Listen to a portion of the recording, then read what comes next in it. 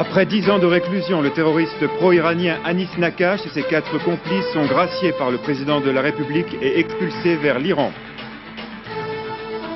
40% des vols ont été assurés aujourd'hui selon la direction d'Air Inter. Le nombre des vols prévus pour demain risque encore de diminuer.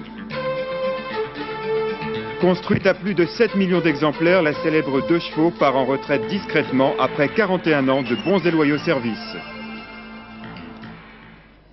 Bonsoir, la nouvelle est tombée en fin d'après-midi, en plein été. Anis Nakash, le terroriste pro-iranien, a été gracié aujourd'hui par le président de la République. Il a quitté sa prison et la France dans la plus grande discrétion. Anis Nakash, c'était le triste symbole des attentats meurtriers commis au début des années 80 en France. Condamné à la réclusion criminelle à perpétuité, il n'aura passé que 10 ans en prison. Rappel des faits et portrait, Jean-François Gringoire.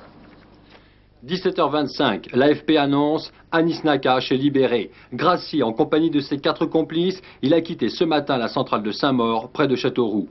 Il est 17h à Orly. Un 747 d'Iranair vient discrètement d'embarquer les 5 hommes en bout de piste sous haute surveillance policière, direction Téhéran. Ce soir, Anis Nakash est un homme libre. Vendredi 18 juillet 80 à Neuilly. Anis Nakash et ses 4 complices n'ont pu atteindre Chapur Bakhtiar, mais au cours de cet attentat raté contre l'ancien Premier ministre iranien, une femme et un policier sont abattus. Un autre, grièvement blessé, est aujourd'hui paralysé à vie. Face à un tel carnage, la justice française condamne Nakash et 3 de ses complices à perpétuité. Le 4e prend 20 ans.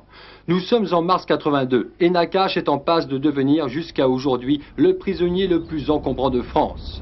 Après un long séjour à Clairvaux, il est transféré à Fresnes, où il fera alors périodiquement parler de lui. Lui, Nakash, l'architecte décorateur libanais que rien ne prédestinait au terrorisme international. En février 89, Nakash, très informé des tractations autour de son sort, s'adresse directement à François Mitterrand.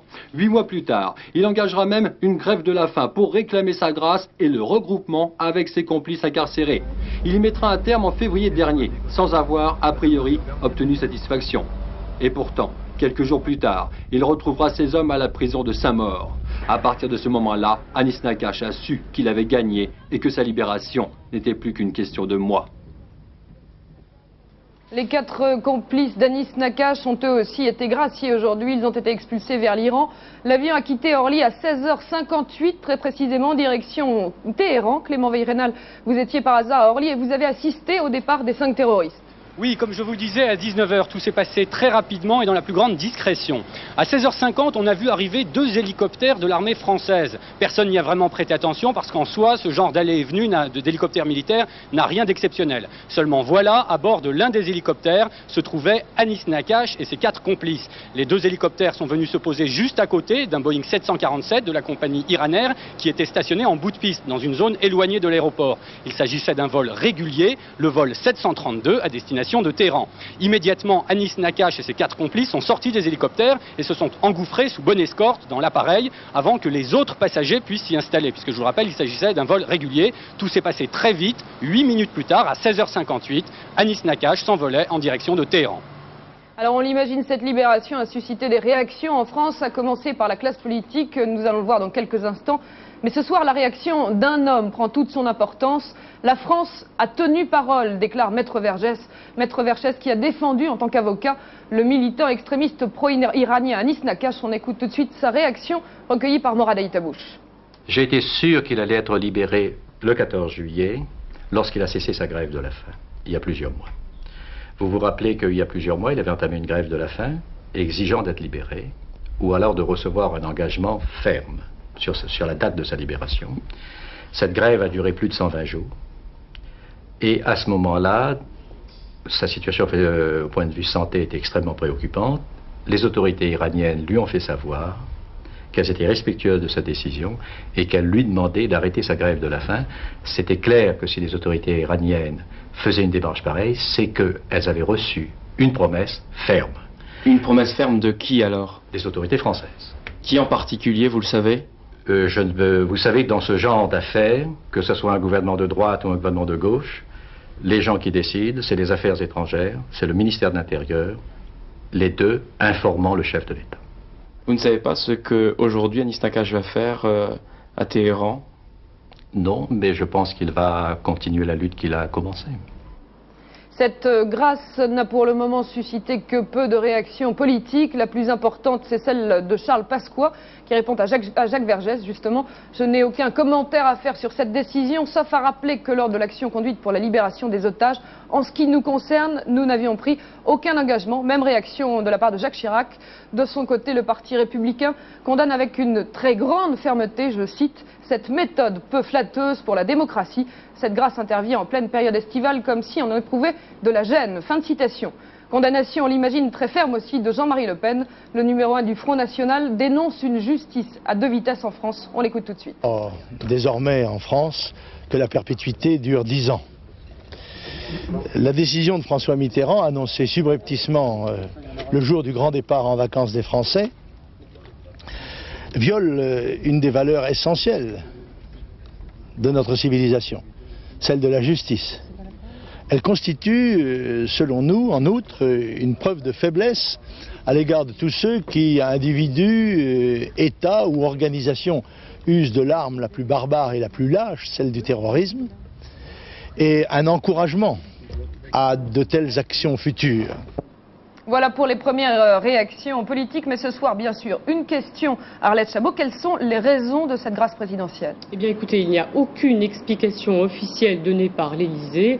Il est vrai que le droit de grâce est un privilège du chef de l'État. Alors, faute d'explication officielle, évidemment, il faut passer en revue un certain nombre d'hypothèses. La plus vraisemblable est que la France veut ainsi apurer définitivement le contentieux franco-iranien. De nombreux contacts ont eu lieu ces dernières semaines entre Paris et Téhéran. Il s'agissait d'abord de mettre un terme aux problèmes financiers, la dette française, et puis maintenant la libération de Nakache, donc pourrait faciliter la reprise définitive des bonnes relations entre Paris et Téhéran. Monsieur Nakache a passé 10 ans en prison et son retour à Téhéran est aussi une manière d'aider le président iranien, monsieur Rafsanjani, qui est considéré comme un modéré et qui aujourd'hui a beaucoup de difficultés avec des gens qui veulent toujours en découdre avec l'Occident. Voilà l'explication diplomatique qui est la plus vraisemblable. D'autre part, on dit aussi que la libération d'Anis Nakache pourrait faciliter celle d'otages occidentaux toujours détenus au Liban, à Beyrouth. Le président Bush en aurait parlé récemment avec François Mitterrand. Restent deux hypothèses que l'on évoque à chaque fois dans ces cas-là, les menaces terroristes sur la France et puis bien sûr l'accomplissement de promesses qui auraient été faites à l'Iran dans le passé. Alors justement, on avait parlé à plusieurs reprises d'Anis Nakache, il avait même provoqué une polémique régulière et empoisonnée entre l'opposition et l'Élysée. Oui, c'est ça, il y avait une polémique franco-française permanente alimentée par le gouvernement iranien et aussi par l'un des défenseurs d'Anis Nakache que l'on vient d'entendre, Maître Vergès. Polémique qui se résume ainsi. En 86, la droite accusait Laurent Fabius de vouloir négocier la libération des otages français en échange de celle de M. Nakache. Et en 88, après la libération de ces otages français, on a accusé Jacques Chirac, bien sûr, et Charles Pasqua d'avoir négocié eux aussi cette libération. Ils s'en sont toujours défendus et aujourd'hui encore, le communiqué de Charles Pasqua est très clair. Je n'ai jamais pris d'engagement sur la libération d'Anis Nakache. Quant à la position de François Mitterrand, on l'a évoqué tout à l'heure. François Mitterrand avait dit sous la cohabitation qu'il libérerait Anis Nakache si le gouvernement de Jacques Chirac le lui demandait. Il n'a dit que ça n'avait pas été le cas. Et depuis, évoquant la grâce, la dernière fois c'était lors du 14 juillet 89, c'est-à-dire juste il y a un an, lorsqu'on évoquait cette grâce, François Mitterrand avait dit que c'était une décision personnelle. Je ne dis pas jamais, avait précisé le président de la République, mais je ne céderai en aucun cas à des pressions extérieures ou intérieures. Dernière intervention du président, c'était en janvier dernier, quand le terroriste faisait la grève de la faim. Encore une fois, François Mitterrand avait dit qu'il ne céderait pas à cette pression, au chantage que constituait la grève de la faim d'Anis Nakache. Et enfin, dernier point, Arlette, on l'a vu ce soir, peu de réactions politiques. Est-ce qu'il y a une explication? Écoutez, il y a quelques réactions politiques. Ce soir, je répète, Jacques Chirac reste silencieux, même s'il fait savoir qu'il est étonné par cette décision du chef de l'État. Quelques réactions d'indignation. Il faut dire que dans les partis politiques, eh bien, comme pour nous, c'est la même chose, puisqu'il n'y a pas d'explication officielle. On en est réduit à formuler des hypothèses. Reste l'opinion publique, elle, qui attend sans doute effectivement une explication aussi officielle. Dans l'opinion, on le sait, depuis quelque temps, les mots amnistie et grâce passent très mal et créent un certain malaise. Merci Arlette. On en parlait à l'instant, Anis Nakash était devenu au fil des mois et des années de négociations avec le gouvernement iranien le prisonnier le plus encombrant pour le gouvernement français. Sa libération avait plusieurs fois été réclamée par l'ayatollah Khomeini. On a même souvent parlé de monnaie d'échange pour la libération des otages français au Liban. Jérôme Catala nous retrace tout de suite l'historique de ces négociations officielles, mais aussi souvent très officieuses. Le contentieux franco-iranien, c'est un formidable imbroglio politico, diplomatico-financier. Sur le plan économique, il faut remonter à 1974. Le régime du Shah octroie un premier prêt d'1 milliard de dollars à la France. Une partie de cette somme a été remboursée. En 1977, un second prêt iranien est consenti à la société nucléaire française Eurodif. Mais le Shah est renversé et la République islamique de l'ayatollah Khomeini va alors réclamer le remboursement total de ces prêts. Mais du côté français, des entreprises comme Alstom ou Framatome réclament à Téhéran des indemnités. Elles devaient construire 3 centrales nucléaires en Iran. Le contrat a été rompu par le régime islamique. Toutes ces négociations financières ont évolué au rythme des relations entre Paris et Téhéran. Et entre le Liban, les otages français, les attentats terroristes et l'affaire Nakash, les sujets de discorde n'ont pas manqué. Mais depuis quelques mois, la France ne se trouve plus au premier rang des pays régulièrement honnis par les Iraniens. Et le sort de Nakash semblait l'une des dernières pommes de discorde entre les deux pays. Ainsi, quand les otages français sont enfin libérés, on s'interroge quels sont les termes de l'échange. Nakash lui-même insiste en février 89 dans une lettre au président de la République. Et c'est le coup de théâtre quelques jours plus tard, devant Roland Dumas en visite officielle. Le ministre des Affaires étrangères, Ali Akbar Velayati, affirme que le gouvernement français a bien promis de libérer Nakash. Nos prédécesseurs en avaient pris. Vous en êtes sûr? Parce qu'ils ne disent pas que... Je n'en suis pas sûr, j'en suis certain. Je suis en mesure de préciser que M. Nakash a reçu effectivement la visite de fonctionnaires sur ordre du gouvernement. Ces visites ont été suivies d'autres contacts. Je suis donc en mesure de confirmer ceci. Mais en fait, la libération d'Anis Nakash est bien le résultat d'un net réchauffement des relations diplomatiques dû au nouveau président iranien, le pragmatique Rafsanjani, car l'Iran a besoin de la France pour se relever économiquement, et les entreprises françaises d'ailleurs ne demandent qu'à envahir économiquement le marché persan.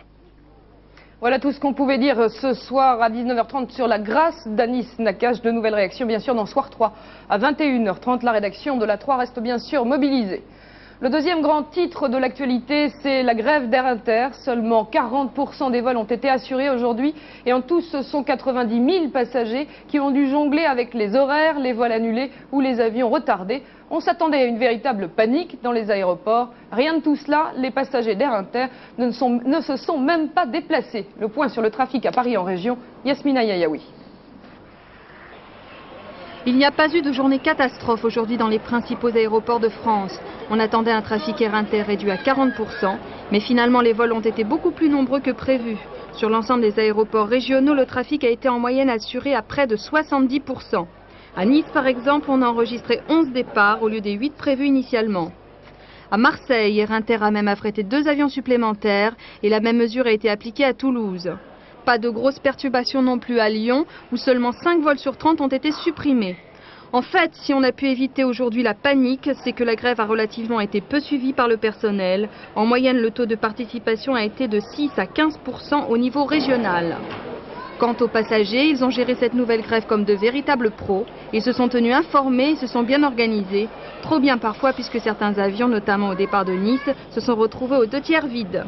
Résultat, pas de scandale dans les files d'attente. Demain, la situation s'annonce à peu près semblable à celle d'aujourd'hui, ni plus ni moins. Le trafic d'armes entre le Liban et la France, 2 nouvelles inculpations prononcées aujourd'hui par le juge d'instruction à Marseille.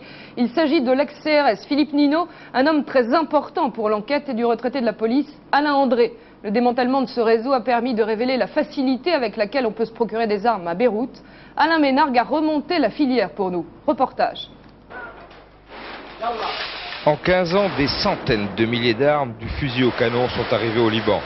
Aujourd'hui, véritable dépotoir des surplus de guerre devenus inutiles aux 4 coins du monde.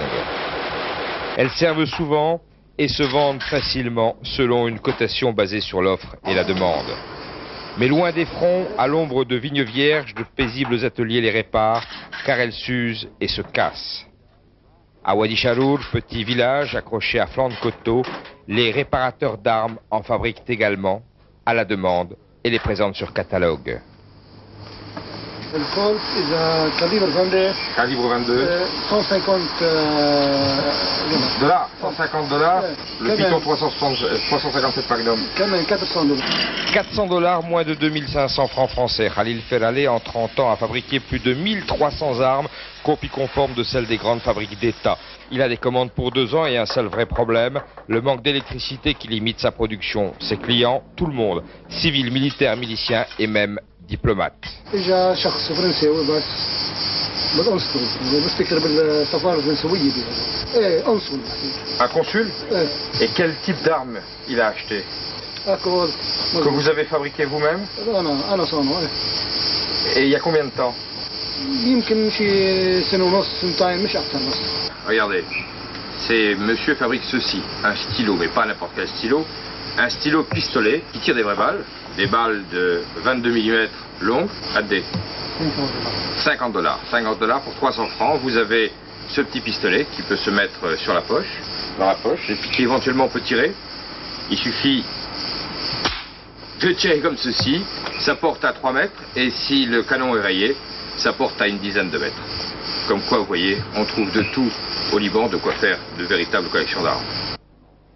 En Allemagne de l'Ouest, on croyait la fraction Armée Rouge décapitée, mais le groupe terroriste a commis aujourd'hui un nouvel attentat, un attentat à la bombe contre le secrétaire d'État à l'intérieur ouest-allemand, Hans Neuser.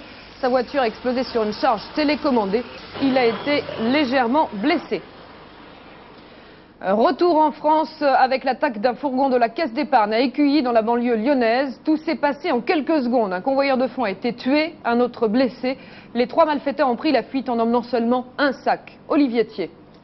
Il est 9 h ce matin quand les 3 convoyeurs de la société Transval arrêtent leur fourgon blindé devant la Caisse d'épargne d'Écully. À peine sortis de leur véhicule, c'est l'embuscade, tendue par 3 individus cagoulés qui surgissent d'une camionnette volée et ouvrent immédiatement le feu. Gérard Potier, 46 ans, est tué d'une balle en pleine tête. Patrick Massé, 38 ans, est blessé à la jambe et à la poitrine. Quand j'ai vu plein de sang, j'ai regardé en bas, j'ai vu un homme plein de sang, la jambe pleine de sang, l'autre qui était étalé par terre. Je savais plus quoi faire, alors j'ai entendu un policier crier « Appelez les pompiers, dépêchez-vous ». J'ai entendu des coups de feu, mais je peux pas dire si c'était un échange de coups de feu ou il y a eu des coups de feu, c'est sûr, 7 ou 8 coups de feu, mais c'est tout. Les malfaiteurs ont eu tout juste le temps de s'emparer d'un sac avant de prendre la fuite à bord d'une voiture blanche. C'est peut-être la présence d'un 3e convoyeur resté à l'intérieur du fourgon qui explique qu'il soit parti avec un butin si faible. Sur les lieux du crime, le SRPJ de Lyon retrouvera pour tout indice une dizaine d'impacts de balles de 9 mm et la camionnette de livraison abandonnée par les malfaiteurs. La gendarmerie, elle, a aussitôt déclenché le plan Vautour, mais pour l'instant sans succès. Quant à Patrick Massé, il a été transféré dans un état grave à l'hôpital Jules Courmont de Lyon. Ses jours ne seraient pas en danger. Le Conseil d'État a confirmé aujourd'hui l'annulation de la déclaration d'utilité publique de Port-Fréjus. En clair, cela veut dire que ce projet immobilier qui porte sur 7 hectares devrait être annulé, alors que les travaux ont commencé depuis 1983. Un projet de port de plaisance très symbolique, puisqu'en France, actuellement, 80 dossiers sont à l'étude. C'est le cas à Trébeurden, un des plus beaux sites des Côtes-d'Armor. La municipalité a elle aussi succombé aux sirènes de la plaisance et des promoteurs. Reportage Véronique Gorel et Marc Doux. Regardez ce saccage d'un site, l'un des plus beaux sites des Côtes-d'Armor. Contre ceux qui s'opposent à son projet de port de plaisance, la municipalité de Trébeurden a gagné une première manche. La digue est construite, 300 mètres de long, 11 mètres de haut qui vous changent un paysage. Et ce n'est qu'un début. Cette plage sera transformée en parking. Sur ces rochers s'élèveront des hangars et bien d'autres choses encore. Il n'y a pas de port rentable actuellement. C'est simplement fait pour justifier une vaste opération immobilière. Et celle-là, elle est très importante et c'est juteux, c'est sûr. Est-il encore possible de s'opposer à quelque chose? Le préfet a donné son feu vert, malgré l'avis défavorable des commissaires enquêteurs, et le tribunal administratif a rejeté la requête introduite par les opposants. Reste le recours en Conseil d'État qu'ils ont également déposé. C'est pire que Sergi, c'est pire que toutes les villes de la banlieue parisienne. Hein. Enfin, ils bétonnent, eh ben, c'est très bien, mais ici, nous ne sommes pas, c'est pas du béton ici. Nous sommes le granit, nous sommes les arbres, nous sommes l'eau. Voilà. En face, le maire a ses arguments touristico-économiques. Trébeurden est une station balnéaire, l'a toujours été, il fallait la revitaliser, il fallait lui redonner un petit peu de sang nouveau et nous pensons que c'est de la mer effectivement et du tourisme que nous pouvons vivre correctement. Pourtant, un opposant pèse plus que les autres. Henri Taburet, il possède les 2/3 des terrains retenus pour le projet immobilier qui accompagne le port. Et depuis le début, il refuse de les vendre. En cas d'expropriation, il compte faire valoir qu'il n'y a pas d'utilité publique à un projet privé. Il y a des règles de droit à observer. Nous attendons qu'elles soient observées. Si une déclaration d'utilité publique est prise à notre encontre, eh bien, nous commencerons d'abord par l'attaquer dans les tribunaux. À Trébeurdin, les opposants réagissent d'autant plus qu'ils savent que 20 autres communes bretonnes ont aussi en projet un port de plaisance. Trébeurdin n'est que le premier pas. On a l'impression que la Bretagne devient la proie de tous les promoteurs immobiliers qui se jettent dessus comme la misère sur le monde. Qu'est-ce que nous allons devenir ? En attendant l'avis du Conseil d'État, Trébeurdin gardera cette année encore son air un peu désuet, celui qui a toujours plu aux retraités et aux familles nombreuses. Son insolite architecture de granit éclaté, décrite par François Mitterrand dans La Paille et le Grain, c'était en 1975, quand il séjournait dans la commune. Tout de suite, les autres faits marquants de l'actualité en France. Claire Sébastien. Ils étaient nombreux tous les jours, les nomades, à venir sur la décharge publique dans la banlieue de Clermont-Ferrand pour récupérer les vieux chiffons afin de les revendre. Ce matin, 3 adolescents s'adonnaient à cette activité, mais le conducteur d'une benne à ordures n'avait pas vu les enfants. Soudain, ce fut le drame. Un garçon de 13 ans et une jeune fille de 16 ans ont été tués sur le coup. Une autre adolescente a été grièvement blessée. Une centaine de gendarmes, militaires et pompiers ont battu la campagne pour tenter de retrouver la trace de Marcel Caissière, une octogénaire qui a disparu dans la région de Clermont-Ferrand depuis mardi. Elle avait quitté sa maison de retraite pour acheter une bouteille d'eau. Seules ses chaussures et ses lunettes ont été retrouvées pour l'instant.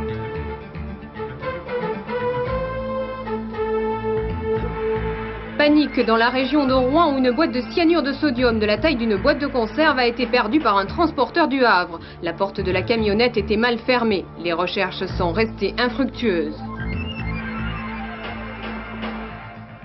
Spectacle inhabituel, celui d'ailes, de capots, de Renault 4, de Renault 5 et de Renault 12 écrasés par un camion et dans une presse.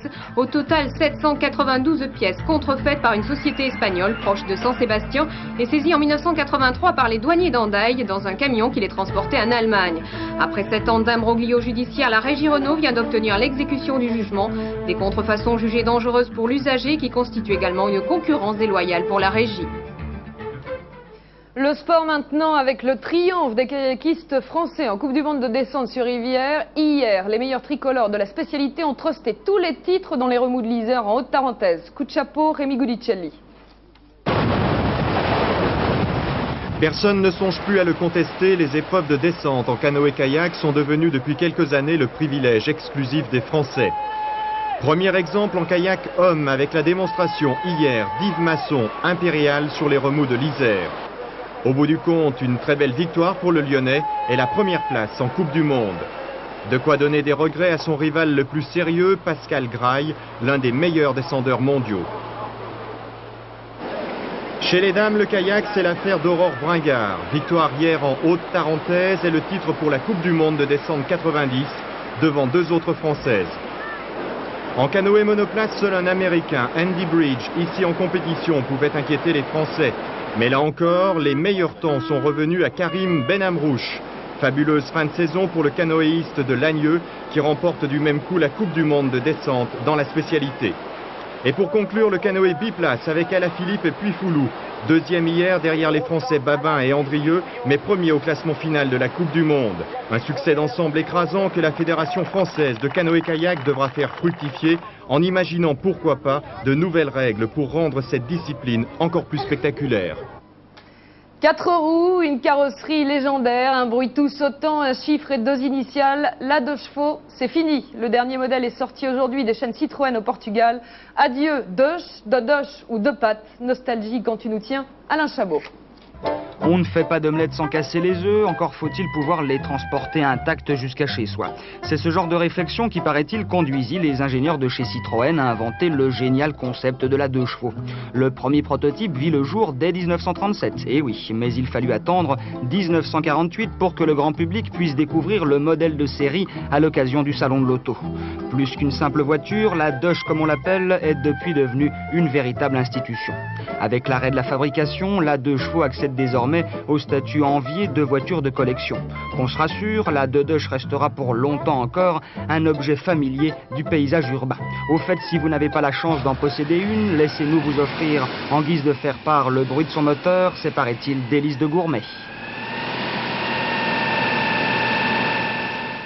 Voilà, fin de cette édition. Le prochain rendez-vous avec l'information, c'est à 21h30, soir 3, présenté par Didier Chaumont. Tout de suite, la météo de Florence Klein, à lundi, 19h. Bonsoir.